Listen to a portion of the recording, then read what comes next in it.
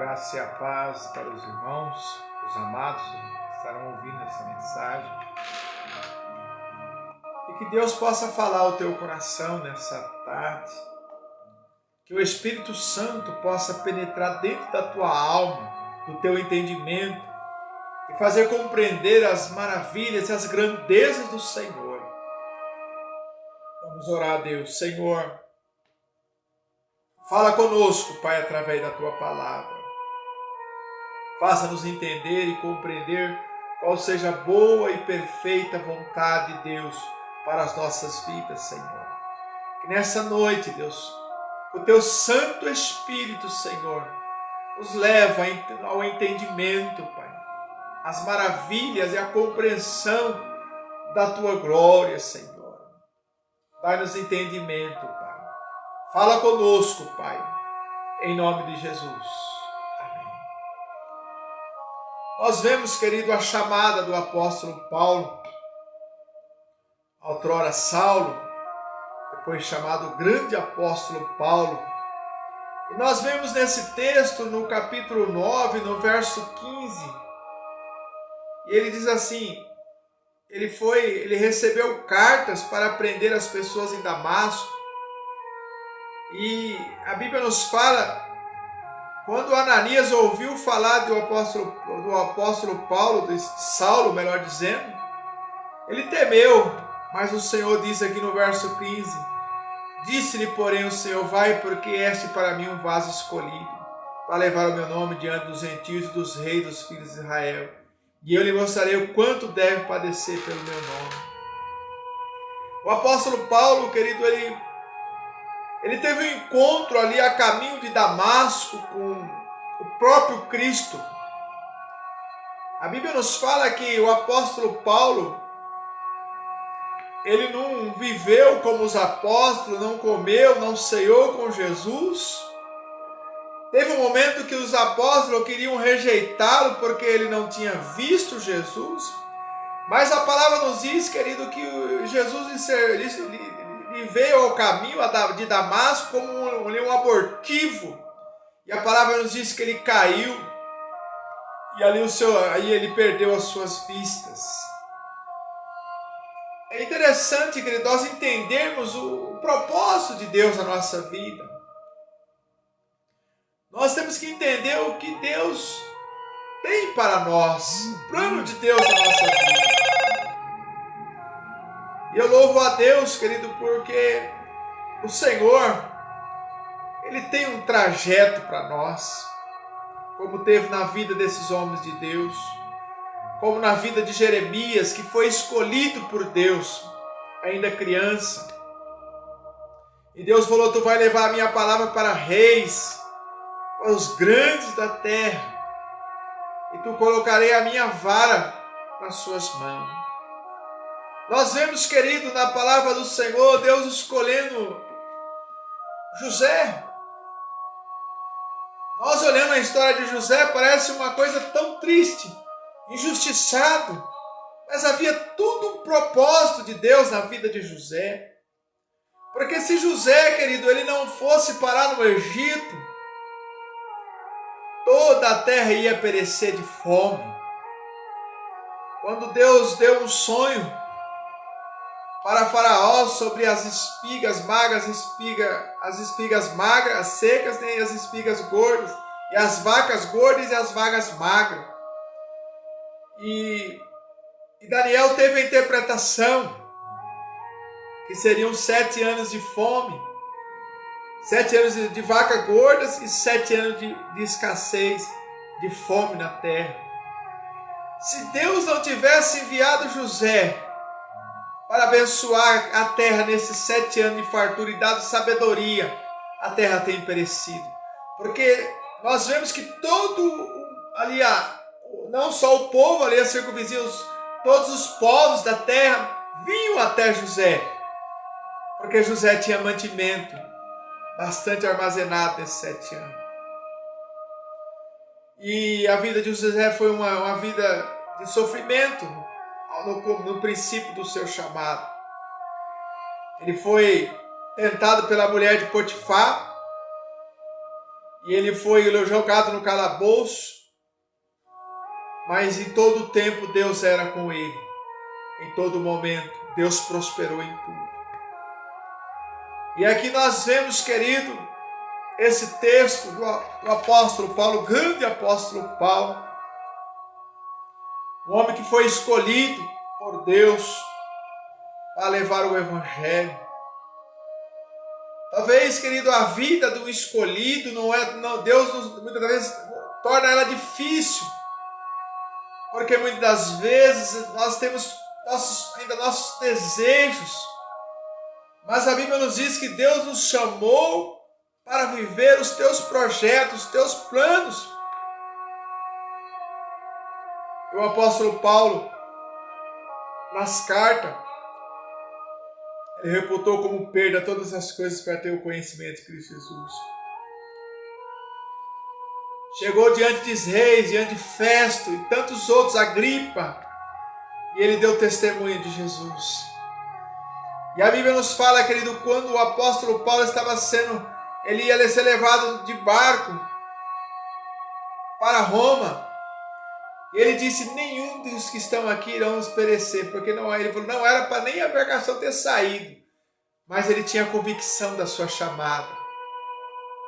Ele tinha convicção que ele tinha um propósito de Deus a cumprir, e ele não morreria enquanto o propósito de Deus não fosse cumprido na sua vida. Nós não estamos aqui por um acaso, nós não viemos pelo além, nós viemos jogar do mundo, não viemos uma explosão cósmica. Nós fomos gerados porque Deus nos gerou para um propósito, Deus nos gerou para uma chamada, e nós temos que cumprir aquilo que Deus nos chamou e nos designou. Nós temos que ter confiança naquilo que Deus nos colocou em nossas mãos.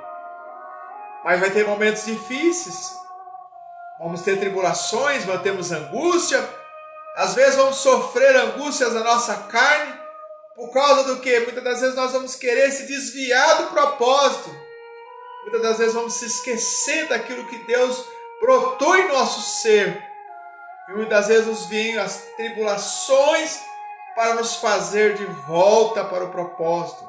Como Jonas, ele foi chamado por Deus para um propósito de Nínive, levar a palavra do Senhor.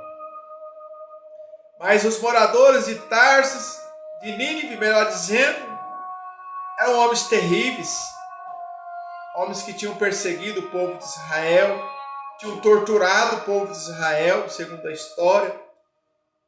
E Jonas, no seu coração, ele não queria pregar por aquele povo, porque ele sabia o Deus que ele servia. Porque ele sabia que Deus era um Deus misericordioso, benigno e compassivo. E misericordioso e piedoso com aqueles que se arrependem. Uma das características daquele que é chamado, querido, é conhecer o seu Deus.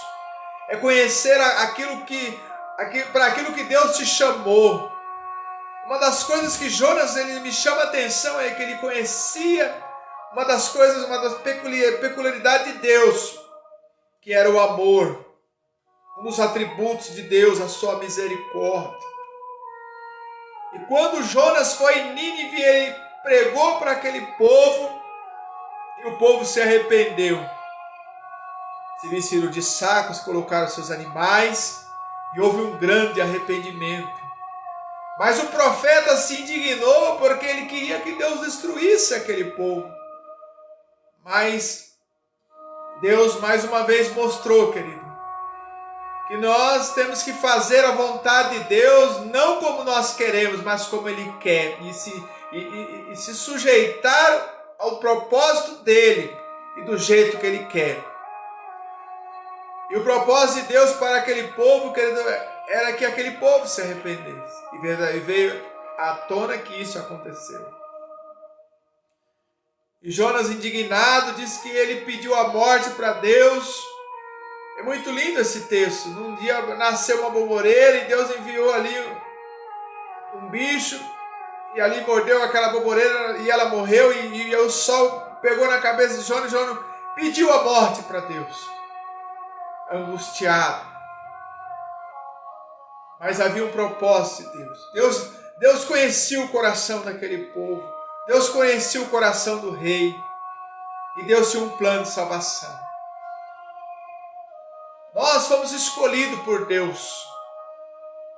Não porque somos bons, mas porque Deus nos escolheu para uma missão. Há um propósito de Deus na nossa vida. Talvez você está vivendo um momento tão difícil na sua vida. Ventos contrários, perdas na família. Talvez você tenha se sentido angustiado. Os anos que José sofreu o desamparo, se sentiu sozinho. No momento que ele se sentiu no calabouço, mas dentro do seu ser, eu acredito, eu vou fazer uma conjectura do texto. Ele pensava, eu vim aqui por um propósito, e Deus já colocou no meu coração que tem que ser feito. Passe o que passar, as circunstâncias que eu viver, isso vai ser para o meu crescimento, mas aquilo que Deus tem para a minha vida vai se cumprir, porque Deus é fiel na sua palavra. Eu não sei, querido, o vento que tem batido na tua casa, mas Deus torna difícil a vida do escolhido, porque muitas das vezes, querido, queremos que as coisas sejam do nosso jeito, mas as coisas só vai ser do jeito de Deus, e nós vamos sofrer, porque enquanto não for do jeito dele, nós vamos sofrer os ventos, nós vamos sofrer as agruras, vamos passar por momentos difíceis, até para entender, como Jonas entendeu, não é do meu jeito, mas é do jeito de Deus. José, ele foi lá para o Egito, mas já havia um propósito, Deus já tinha dado sonho para ele, Deus já tinha talvez se revelado para ele, o Egito, as angúrias, aquilo que ele poderia passar, não se compararia àquilo que Deus iria fazer e fez através de José. Talvez hoje você está querendo jogar tudo. Talvez você está hoje no momento se sentindo com a síndrome da tristeza, da angústia. Mas eu tenho uma palavra de Deus para a tua vida. Deus vai usar as tuas angúrias, o teu sofrimento, esses os pesares da tua vida. Mas Ele quer que você olhe para todas as promessas que Ele fez na tua vida. E aonde Ele quer te colocar, e o que Ele quer fazer através de você. Os processos vêm para tirar as arestas, para tirar muitas vezes o pecado que muitas vezes quer ficar em nós. Muitas vezes o sofrimento vem para nos mostrar que nós não somos mais deste mundo, fomos chamados para um propósito, fomos escolhidos para Deus, para sermos abençoadores, para sermos canal de bênção, para liberar a palavra do Senhor e se cumprir, para pisarmos em lugares secos e aqueles lugares se tornarem manancial de água, para liberarmos palavra de vida onde há morte, porque para isso Deus nos escolheu. E nós muitas das vezes temos dificuldade de lidar com as dificuldades, com as lutas, quantas das vezes os perpétuos da vida. Mas isso, querido, não quer nos isentar do que Deus nos chamou, mas é um processo para nós entendermos que Deus quer trabalhar da forma que Ele quer, não como nós queremos. Apóstolo Paulo, depois que ele viveu tudo aquelas perseguições, foi açoitado, quase morto, a Bíblia nos diz que assim mesmo ele levantou e foi para outra cidade pregar a palavra de Deus. Nós vemos tantos homens de Deus, tinham tudo para desistir, mas eles entenderam que havia um propósito e Deus tem um plano para cumprir na nossa vida. Há muito a ser feito, há almas esperando por você, há dons na sua vida peculiar, há coisas na sua vida que ninguém tem. o jeito de você falar, talvez o jeito de você admoestar. Deus tem te dado habilidades, que Deus tem te dado condições, tem te dado dons. Mas há, querido, também a luta do nosso velho homem, querendo fazer a nossa vontade. Enquanto o homem interior, ele quer se renovar a cada dia. Ele quer ser renovado após dia, para viver o sobrenatural de Deus, para viver todas as promessas de Deus na nossa vida. O mundo quer olhar em nós e ver um Cristo na nossa vida. O mundo quer olhar em nós e ver a esperança que o mundo não tem. O mundo quer ver em nós uma palavra temperada, uma palavra de fé. O mundo quer ver em nós como cristão verdadeiramente uma palavra temperada. E só vamos viver isso, querido, se nós estivermos amadurecidos. Se nós vivermos as lutas e crescermos com ela e não tirarmos os olhos do Senhor. Quando Deus chamou Abraão, ele disse para Abraão: Abraão, olha para o céu. Abraão olhou para o céu e viu as estrelas. Assim será a tua descendência. Mas há uma parte de Deus e há uma parte nossa. A parte de Deus é Ele te chamou, Ele me chamou, Ele será conosco. Haverá lutas, haverá problemas, haverá dificuldades, muitas coisas virão sobre nós, Ele estará conosco. Mas a minha parte é continuar acreditando, a minha parte é confiando e esperando no Senhor. A parte de Deus Ele vai cumprir tudo o que Ele falou na minha vida. Mas há uma parte que Deus contribui com a dele, eu contribuo com a minha. Eu não posso ser incrédulo, duro de coração. Eu não posso duvidar das promessas de Deus. Eu tenho que crer que meio meio do fogo, em meio à minha fornalha, em meio à minha cova, eu sei que eu me levantarei mais forte, mais cheio de Deus. E eu poderei falar às pessoas, e eles ouvirão e se levantarão, eles serão salvos, serão alcançados, sabe por quê? Porque nós somos transformados em glória. Para isso fomos chamados, para sermos transformados pelo Espírito Santo num homem segundo a imagem de Deus, porque fomos criados à imagem de Deus, mas nós temos que a cada dia essa imagem venha a ser gerada em nós, a ponto de refletir como uma lâmpada, como uma vela no velador, como luz que brilha nas trevas. Deus nos chamou, querido. Não vai ser fácil, mas eu preciso continuar acreditando na minha chamada. Eu preciso continuar crendo que Ele é fiel para cumprir todas as suas promessas na minha vida. José podia dizer: onde está Deus aqui na minha vida? Mas Josué, lá na prisão, a Bíblia não diz, mas ele continuou crendo. Ele continuou confiando. Até o guarda ali da prisão viu em José a bênção de Deus, uma sabedoria erudita, e colocou ali aquele lugar para que José cuidasse. Deus prospera nós, querido, quando nós confiamos neles em todos os lugares. Mas uma parte minha é continuar acreditando e confiando. Ah, mas olha a situação que eu estou vivendo, eu vou continuar crendo porque Deus prometeu, Ele é fiel. Mas olha o que eu estou vivendo hoje, não importa, eu vou continuar crendo porque aquele que falou, Ele não mente, Ele é o Deus da verdade, Ele vai cumprir com a sua palavra. Eu só preciso continuar crendo e confiando, porque a parte dele, Ele nunca falhou e nunca vai falhar. E a Bíblia nos diz que o apóstolo Paulo,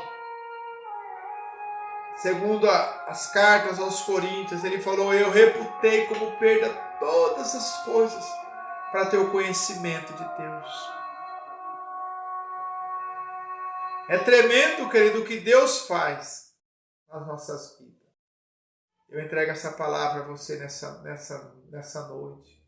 E que o Espírito Santo de Deus te alcance, em nome de Jesus. Amém.